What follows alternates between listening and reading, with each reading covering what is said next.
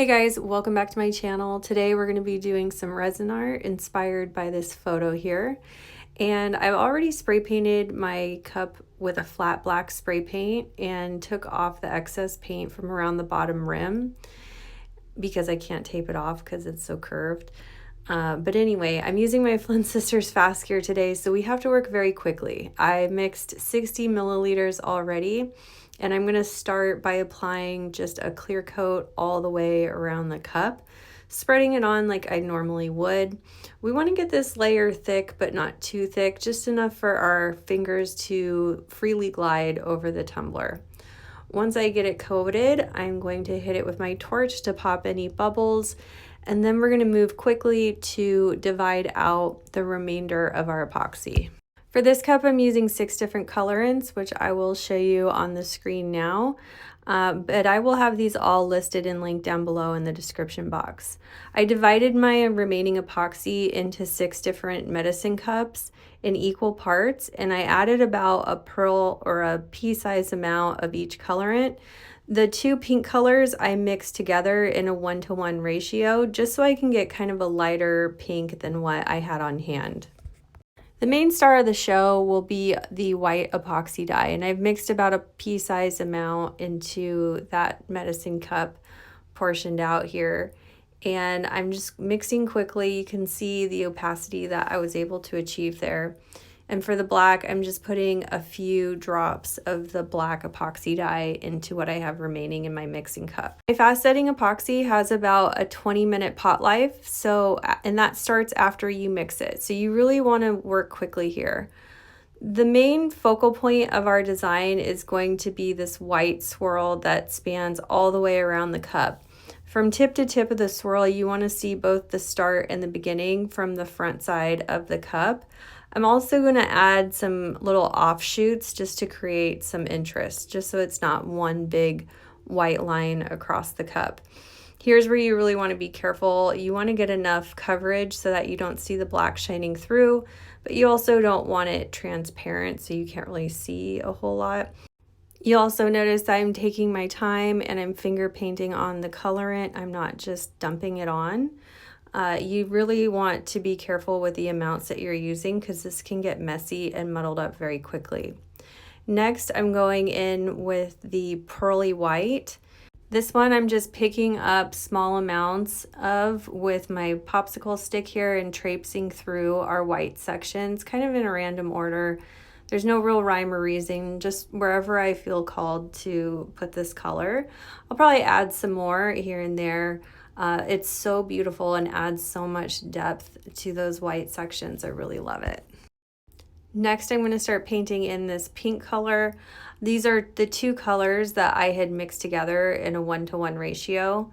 I think I went a little too heavy-handed on this color in hindsight. I wish I would have been a little more conservative.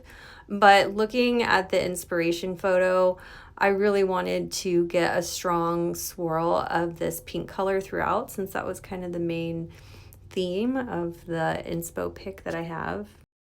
I'm also taking my time to add in like swirly patterns. I like doing this with a fast set because these patterns are actually going to stay after we apply them. Unlike if we used an artist cure, they would kind of get lost as everything sort of evened out. Things are already starting to dry and I can feel it. This whole project took me about 22 minutes start to finish, and that is really what you want to pay attention to because again, you only have about a 20-minute pot life with this epoxy once it's mixed. But the good news is it's really going to hold its shape in the designs that you create. Now that I can see our design start to take shape, I decided to add in some more of the pearl just to break up this pink. If you accidentally got some colorant in places where you're not supposed to have it, you can easily just scoop that out with a gloved finger, no big deal. Next, I'm going to turn off my turner for a moment, and I'm using a silicone brush tool. You can find these at FlynnSistersSupplyShop.com in a pack of 5. And I'm going to add in these gold lines kind of as like an accent to our design. It's not going to be the main star of the show, so I want to be really conservative with what I add here. and I want to add that last. So I want to wait till I'm pretty happy with all the other colorants because I really want the gold to just sit really delicately over the top, and I don't want to have it disturb too much. Around this time, I noticed that the gold epoxy was starting to get a little stringy, so that's my cue that I need to really hurry up the pace because things are starting to cure very quickly. Make sure you're not leaving the turner off for too long because things can start to pool and gather in one area. Just kind of keep an eye on that. But now I'm going to go after some of those gold sections with my heat gun. I've got the cone tip on it and it's on the highest heat setting, and I'm just going to really quickly blow some of those thicker parts of the gold lines to add some more organic movement to the design. It's extremely important that at this point we're not adding too much heat because we don't want to get too much movement happening from the other sections of our colorant where things could start to pool up and get kind of messy. If at one point you need to scoop some stuff out because it's a little too heavy, you definitely can do that.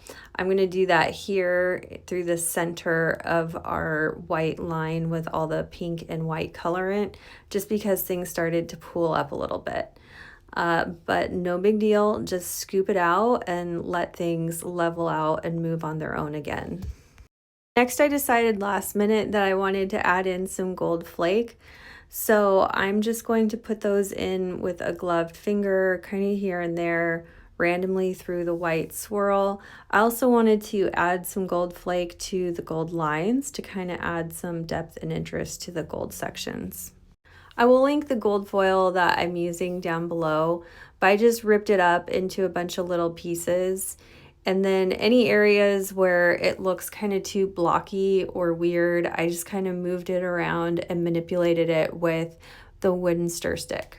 You'll notice I have my turner off for this step, so I'm not having to chase the cup around. Everything's kind of starting to cure at this point, so I have some time to kind of nestle everything in there nicely, and it's going to stick really well. The epoxy is still pretty wet, but it's starting to gel up. It's also not vitally important that this lays all completely flat. In fact, I do want to keep a little bit of the texture because it's going to add some beautiful depth and dimension when we go to epoxy over this in the next coat. Finally, I decided last minute to add in some of the black epoxy. This black part of the epoxy was still pretty wet, so I could easily add it in. And I wanted to just kind of break up this pink section. I felt like it was pretty heavy-handed. So the black is going to kind of make it look like it was the black part shining through underneath a little bit, maybe. I don't know. But I like it. I just felt like it was getting too busy through here. So I wanted to add this black. And I'm just kind of traipsing that through with a popsicle stick, being very careful, obviously, because this could really make or break the whole cup. I could really screw it up at this point. You'll notice I'm not putting any more heat on the cup, no torch, no heat gun. Everything's pretty much staying put where it's at. Lastly, I've got a paper towel with some rubbing alcohol, and I'm just going to go around the bottom of the cup and remove any excess epoxy. You'll notice again that I did not tape off the bottom because it would be too hard with this curved bottom of the wine tumbler. So what I did with the base paint is I just took off maybe like 1/8 of an inch around the very bottom rim to expose a fine line of stainless steel, and then I epoxied just up against that line so that I would still have an exposed line of stainless steel when I was done.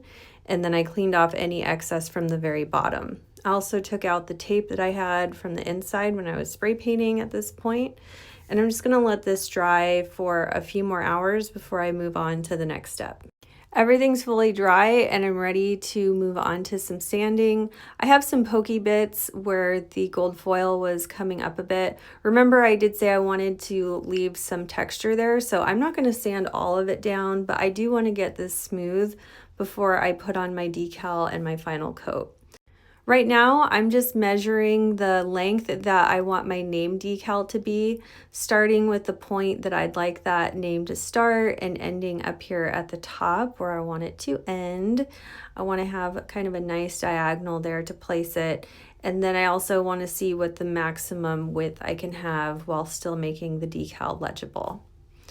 For sanding, I've got 120 grit sandpaper wrapped around an old 60 grit block. Doesn't really matter what you use. I like to use anything between a 60 to 120 grit for this sanding. And I'm just going to go around and knock off the really pointy bits, and then I'm going to sand around the top rim. This is going to expose a fine line of stainless steel. This fine line of stainless steel is where our final coats will adhere to create the final seal for our tumbler on the outer rim rather than the very top rim where it's more vulnerable. Once I'm done with sanding, I'm going to clean this off with some rubbing alcohol and a paper towel, and now we're ready to apply our decal. I've already cut and mounted my decal with transfer tape. For this decal, I used the font called Funky Signature, like funky dance, Funky Signature, and I created just the slightest offset around it in Cricut Design Space to thicken up that script because it was a little bit thin. I think I used like a 0.03 or a 0.02 offset. And I cut this with textured metallic vinyl from Tech Wrap. And I'm going to apply this with kind of a hinge method, but when I get around to the curve of that wine tumbler, I am going to cut the transfer tape at kind of a hinge point so that I can kind of curve my decal around where the cup curves, just to make things a little easier. I really love finishing off my swirly resin art tumblers like this. I feel like the name is part of the artwork. So pretty, especially with a beautiful scripty font. I'm also going to sign it with a gold marker, and now I'm ready to move on to my final coat of epoxy. For my final coat, I'm using Flynn Sisters Artist Cure to keep this bright and beautiful for a very long time. I'm going to first go over this with a tack cloth just to remove any lint or debris. And I've mixed 30 milliliters of epoxy for this, but I'll probably only end up using about 20. I'm going to apply this like I normally would, getting nice thick coverage, especially over that decal. And then I'm going to hit it with my torch to pop any bubbles. And I'm going to let this dry for at least 12 hours before it's done. It only needs to turn though for a few hours depending on the temperature of your workspace. Here's how it turned out. This one only needed one final coat. How awesome is that? So we just had our colorant layer and then our final coat layer, and that was it. I love when that happens. This one turned out flawlessly and I couldn't be happier with the design. Let me know what you guys thought in the comments, and if you haven't already, please subscribe to my channel. I upload new videos every time I'm available. But I hope you guys like this video. Thank you so much for watching, and I'll see you again soon.